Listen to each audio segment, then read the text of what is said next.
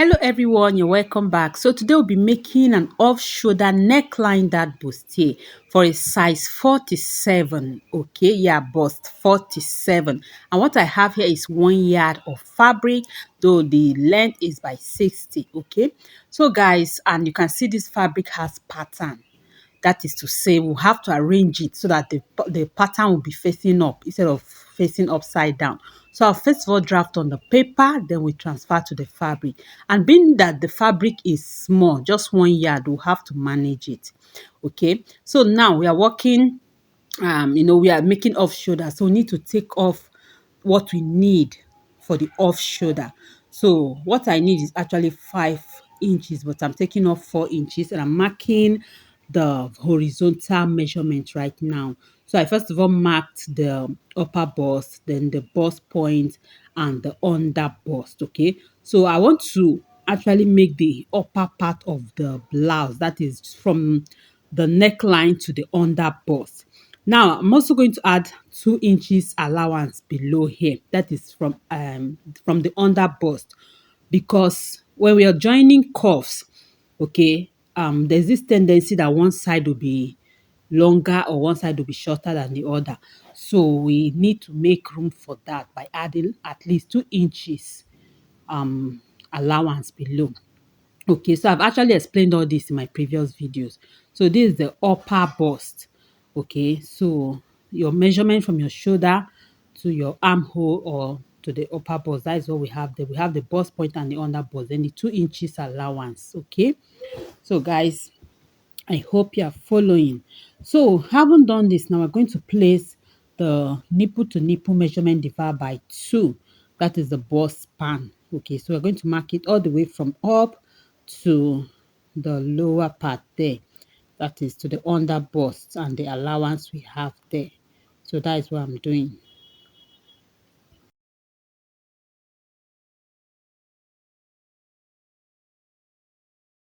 All right, so when you have marked out your bust span, you then come to the bust point and you mark 1 inch down and 1 inch up like this. Okay, good. So when you have done this, you also come to the under bust.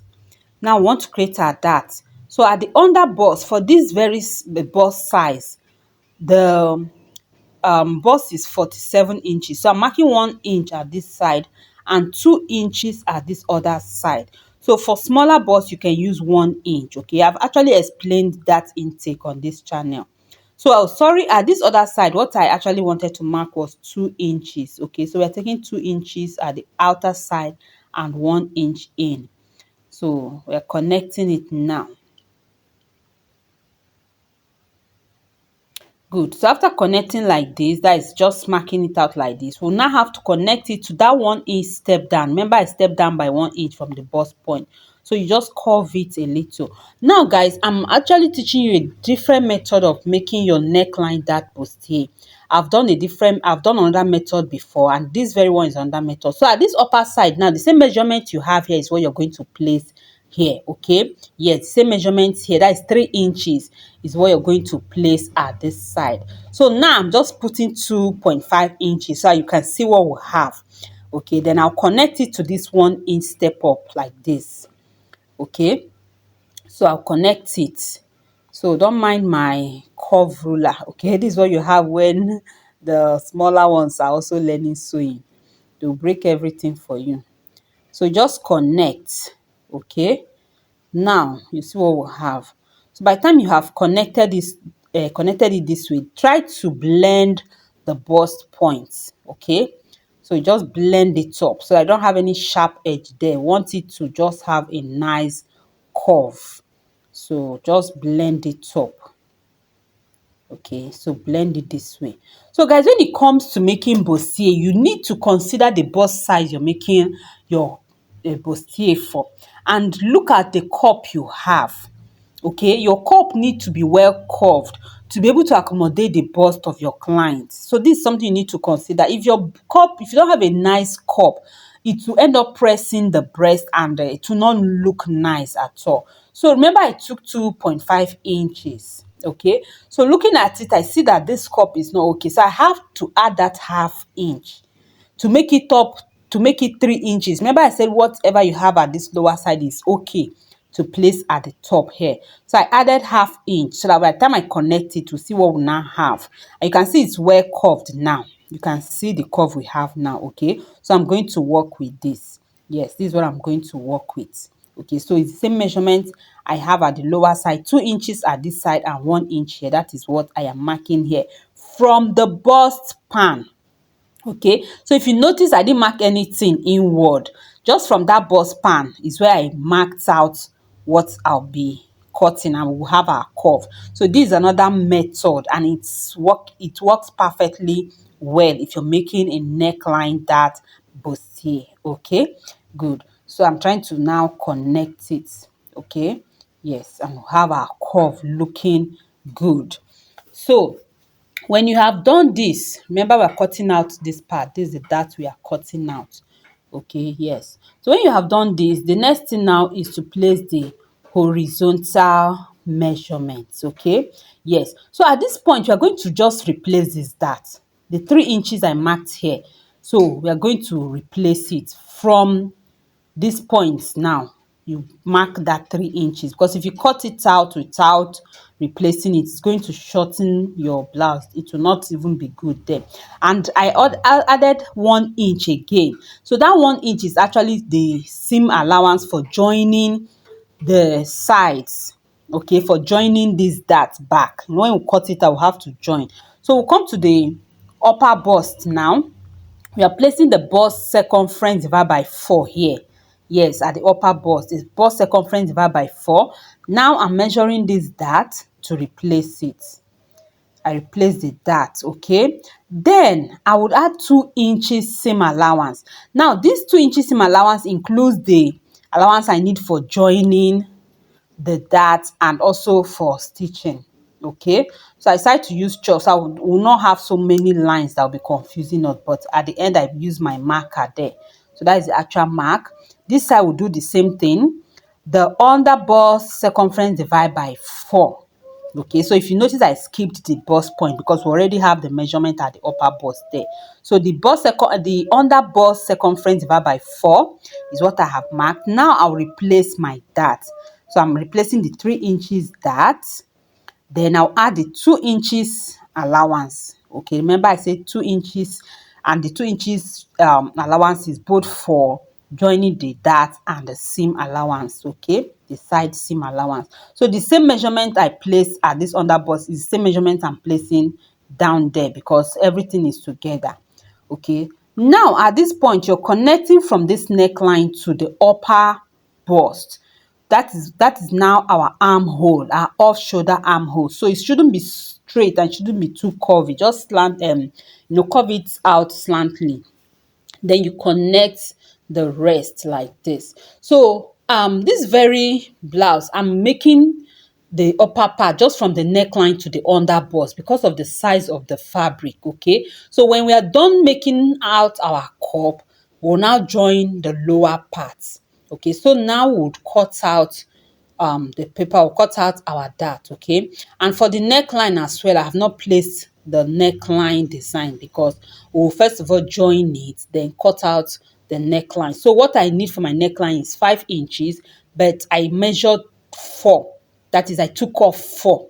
Okay, so when we're trimming it now, you will see, just watch and see what I will do. Okay, so just follow the tutorials. So I'm cutting out my pattern so that I would now use it on my fabric. So this very fabric, I'm actually managing it. Okay, yeah, I'm actually making this for my auntie. Her husband has that cloth already, so she just took the remaining pieces of fabric and forced me to make a blouse for her. So you can see by the time I join it, I'll now cut out the neckline. Okay, good. So we are done with that part. That is our upper part, and I want to arrange it. I don't want to sew something that after sewing the tiger head will be facing down, so I'm being careful. Okay, so now what I want to do is cut out my sleeve, and which is this one I'm holding now. I've cut out what I need for my sleeve and keep it aside. Okay, so I'll manage the rest of the fabric. So I'm cutting out the center piece now. I have to place my fabric on fold to cut out the center piece. Okay, so just follow the tutorials.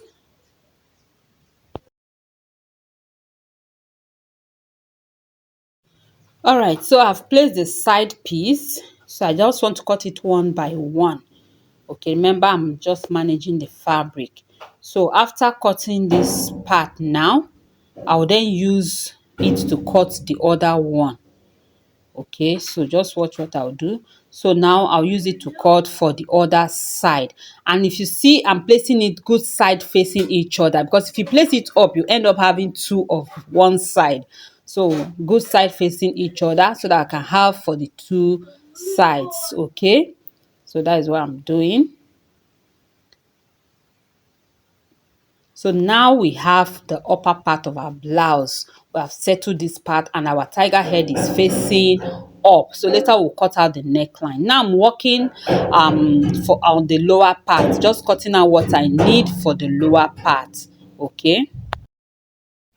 So this is it, okay? So for the lower part, we don't need that. The dart is for us to get our cup. So I'll just join it like this now.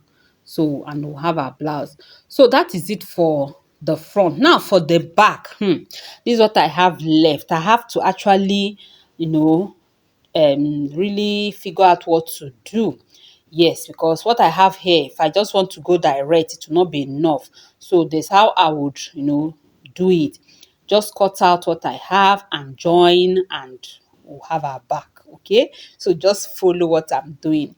So this is actually when you have fabric that is not so much, you can actually still achieve what you want to achieve, but you have to figure it out nicely. Though the fabric wouldn't have been a problem if not for the pattern I have on it. Yes, because I want to make sure the pattern is sitting nicely. I've seen where people make dresses with fabric like this and the tiger head is facing down. To me, it's not nice at all. It's not professional at all. So I'm doing all I can to make sure that everything is facing up. So I'm working at the back part now. That is the back panel. So I just have to do some joining. And thank God this very blouse will be worn with a wrapper. So wrapper will be tied on it. So this will be the lower part of the back side and the wrapper will cover the joining. Okay. So guys, let's go ahead and cut our lining as well. So we'll just cut the lining the same way, and this is our wording for padding. So we need to pad the blouse. So I've cut out the wording and left 1 inch space at the top. Okay, so that when we are turning with our lining, it will not affect anything. So this is our wording. So I'm just trying to trim out everything to fit the bustier.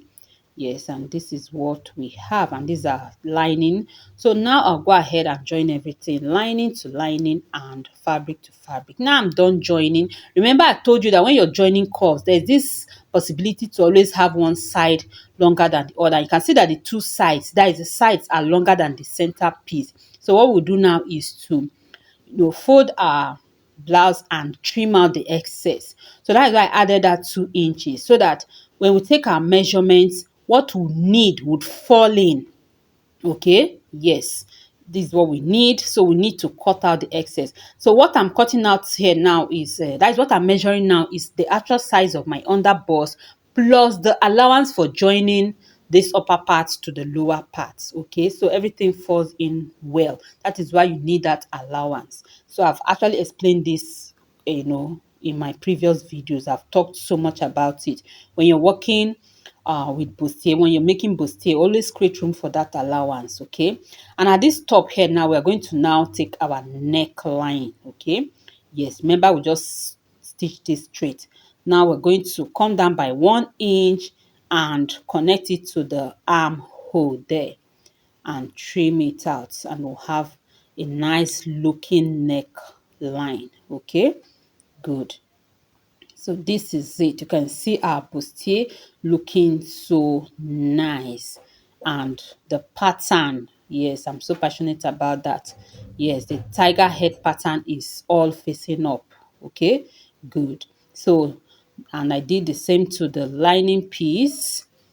Just use the main piece, match it up at the neckline there and trimmed it out so that we can have a nice looking neckline. And I also did the same at the lower part, trim out what we don't need from the lower part. Okay,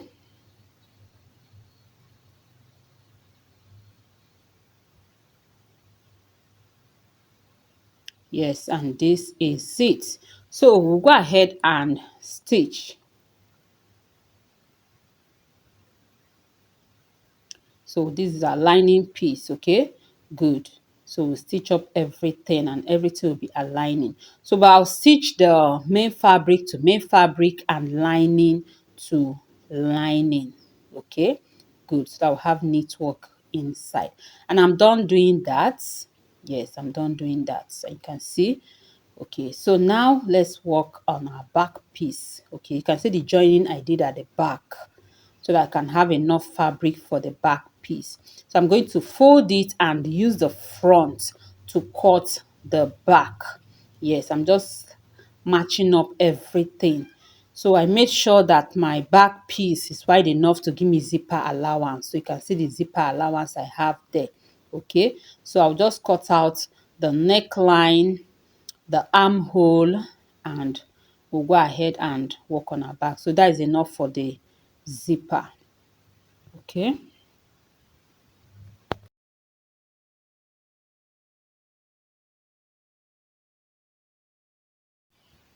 so I'm working on the back neckline now. Remember, we have to cut it all the way to the zipper area. So I'm just making sure that the back neckline looks good. From what I'm seeing, it's not okay yet. So I have to, mark it out well, connecting it to the armhole side and marking it. And I think this is okay.